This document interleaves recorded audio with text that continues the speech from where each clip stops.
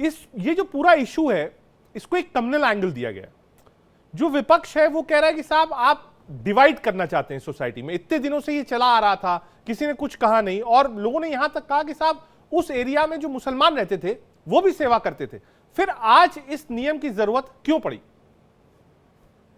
नहीं रजत जी, देखिए, कांग्रेस और समाजवादी पार्टी या विपक्ष के लोगों को हर मुद्दे को कम्युनल रंग देने की आदत पड़ चुकी है, और न सिर्फ आदत पड़ चुकी है बल्कि उनकी पूरी राजनीति कम्युनल रंग देने पर टिकी हुई है।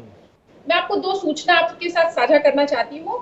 पहली कि 2006 का उत्तर प्रदेश का खान पान स्थल कानून और 2011 में उसकी शर्तें लागू की गई।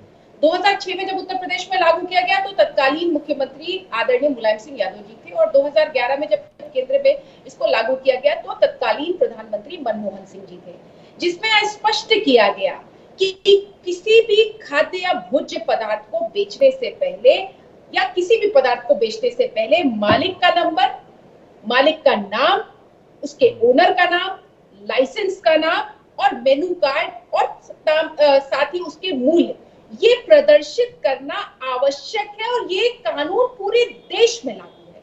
अब अगर लोक भावना के आधार पर किसी कानून को जो कि पहले से निर्मित है, अगर उसको लागू किया जाता है, उसमें पारदर्शिता लाई जाती है, तो इसमें किसी तरीके के सांप्रदायिक रंग का तो कोई सवाल नहीं होता है। और मैं आपके माध्यम से एक सवाल और उठाना चाहती हूँ कि सूचना का अधिकार भी इस देश में अधिकार है, जिसके अंतर्गत किसी भी कंज्यूमर को ये जानने का हक है कि वो किससे सामान खरीद रहा है, उसके पास उस सामान को बेचने का लाइसेंस है कि नहीं है। तो आप क्या दूसरों की सूचना के अधिकार को रद्द कर देना चाहते हैं? और साथ ही साथ आपने पहले भी देखा होगा कि कई बार इस तरीके की घटनाएं भी सामने आई कि इस तरीके की यात्राओं में यात्रियों का दुकानदारों से संघर्ष हो जाता है और कानून की व्यवस्था का सवाल उठाना होता है। तो अगर कानून व्यवस्था को बनाए रखने के लिए पारदर्शिता लागू की जाती है, पहले से जो उपलब्ध पहले से बना हुए कानून को अगर लागू करवाया जाता है तो इसका स्वागत करना चाहिए। इसमें किसी भी तरीके के भेदभाव का कोई सवाल नहीं। ठीक है, आजम खान साहब के पास।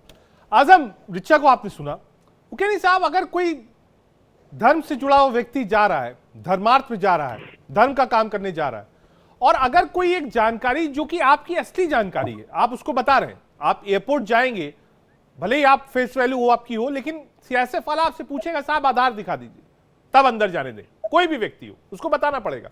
तो अगर कोई ठेला लग रहा है, कोई भोजनालय है, कोई रेस्टोरेंट है, कॉफी शॉप है, अगर वो अपना नाम लिखता है कि साहब ये मेरा नाम है, तो इसमें गलती कहां है? सबसे बड़ी बात ये है कि इसका जो टाइमिंग, सबसे बड़ा इशू टाइमिंग है। और रहा सवाल कि क्या ये जो बात आप कह रहे हो ये सिर्फ मुजफ्फरनगर के लोगों को ही जरूरत है क्या इस बात की? अगर ये बहुत बहुत अच्छी स्कीम है, बहुत आवश्यक है और कानूनी दायरे में है, इसका आदेश सेंट्रलाइज होना चाहिए था, लखनऊ से शासनादेश जारी होना चाहिए था।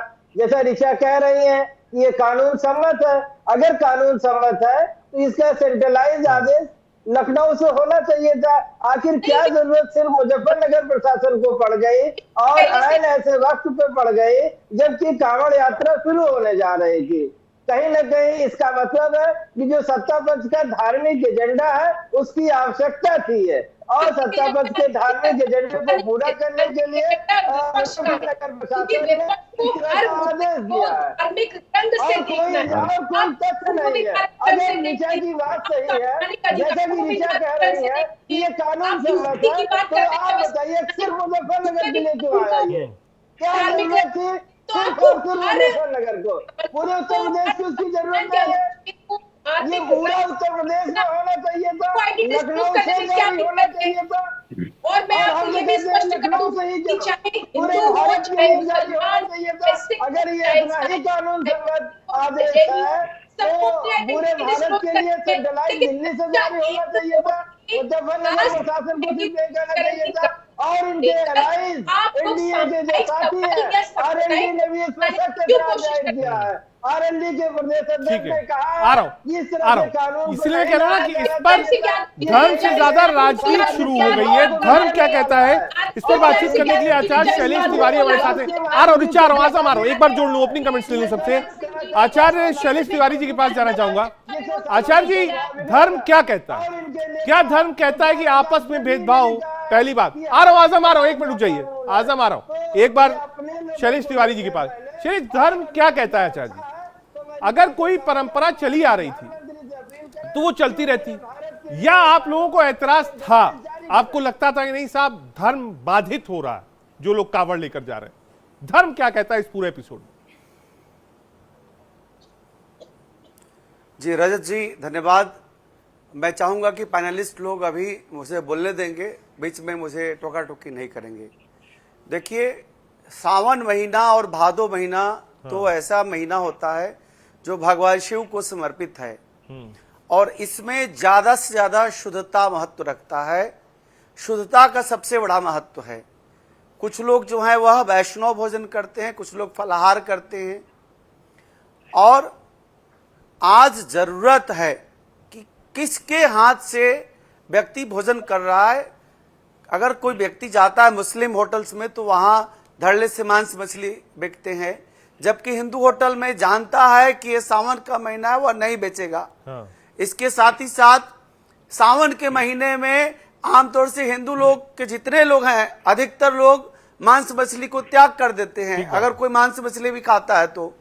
लेकिन अगर कोई मुस्लिम व्यक्ति घर में मांस खा करके और शाम को दोपहर में आकर के फल बेच रहा है उसी हाथ से, तो हम क्यों उस फल को ग्रहण करेंगे? हम तो एक साधना में है। जब हम कांवर जल लेकर के हरिद्वार से और अपने अपने स्थान गंतव्य तक जाते हैं तो वह साधना काल होता है। उसमें तो हम इतना भी शुद्धता देखते हैं कि लघु शंका भी करना होता है, तो हम कांवड़ को एक जगह रख करके इसके बाद लघु शंका के बाद स्नान करते हैं, फिर ओम नमः शिवाय हर हर महादेव का मंत्र जाप करके फिर उस कांवड़ को उठाते हैं। तो इसमें शुद्धता का महत्व है। दूसरी बात, भारत में कौन किस जाति से है, किस धर्म से है, आपको नाम बताने में क्या दिक्कत है? मैं आचार्य शैलेश तिवारी हूं, कोई अब्दुल है तो अपना नाम बताने में क्या दिक्कत है उसको? आप शॉप खोल रखे हैं, आपकी पहचान तो होनी ही चाहिए। ऐसा नहीं है कि आप बांग्लादेशी है, रोहिंग्या है, आप भारतीय हैं, इसके बावजूद भी जरूरत है कि आप कौन हमारे साथ AIMIM की प्रवक्ता रंगरेज जी आ रहा है। एक बार रंगरेज जी का भी ले लो। करूंगा रंगरेज जी, ये धर्मगुरु शैलेश जी हैं, इनका कहना है कि मान लीजिए कावड़ लेकर कोई आ रहा है और कोई व्यक्ति मांस मछली का सेवन करता है, बेचता है, या अपने घर से खा कर आता है, तो उसके यहां भोजन लेना, विश्राम करना धर्म के खिलाफ होगा, यह आचार्य जी ने कहा है। इस पर आपका मत रंगरेज जी? देखिए, सावन के महीने में एक गाइडलाइन भी आती है कि कोई मांस मछली उस दौरान होटलों पे नहीं परोसी जाती। पहली बात तो इनके लिए ये जवाब है। दूसरी बात ये है, ये कौन होते हैं कि ये तय करने वाले? और ये संविधान के आर्टिकल 17 का उल्लंघन है। और इस तरीके के जो वाकयात हो रहे हैं भाजपा की सरकार में, पहले वहां का जो है एक जिले में ये जो गाइडलाइन बनाई जाती है कि सबको नाम लिखना पड़ेगा। आप ये बताइए, जब आम वाला, केले वाला जो व्यक्ति है, क्या आम और केला कोई क्या हिंदू और मुसलमान है?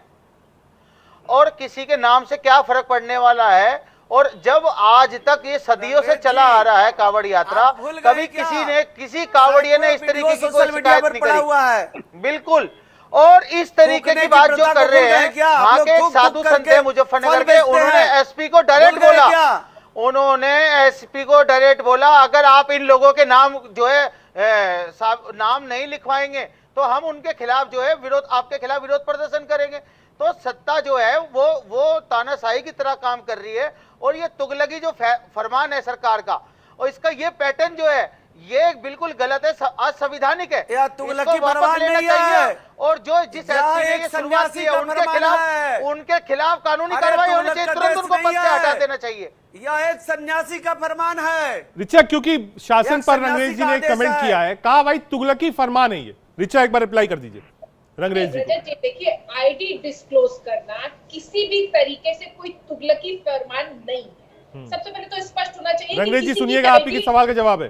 होना चाहिए, चाहे वो फल बेचने वाला हो, चाहे वो भोज्य पदार्थ बेचने वाला हो, चाहे वो कुछ भी बेचने वाला हो, उसकी आईडी डिस्क्लोज करना किसी भी तरीके से कानून का हनन नहीं है, बल्कि कानून के शासन की पारदर्शिता बनाए रखने के लिए किसी की भी आईडी सामने आना जरूरी है। और रजत जी, मैं एक बात और भी कहना चाहती हूँ, पहली बात तो ये कानून पूरे देश में लागू है और पूरे प्रदेश में भी लागू है, लेकिन ये जो बार बार बात कर रहे हैं मुजफ्फरनगर की, तो ये बात जानना और समझना पड़ेगा कि कई बार पूर्व में, अतीत में ऐसी स्थितियां उत्पन्न हुई है जहां पे संघर्ष की कोई स्थिति बन जाती है। तो संघर्ष की किसी तरीके की कोई स्थिति ना बने, कानून व्यवस्था अपना पूरी तरीके से पारदर्शिता से काम करे। अगर इसके लिए कोई जो है इस तरीके के प्रिकॉशनल कदम उठाए जाते हैं तो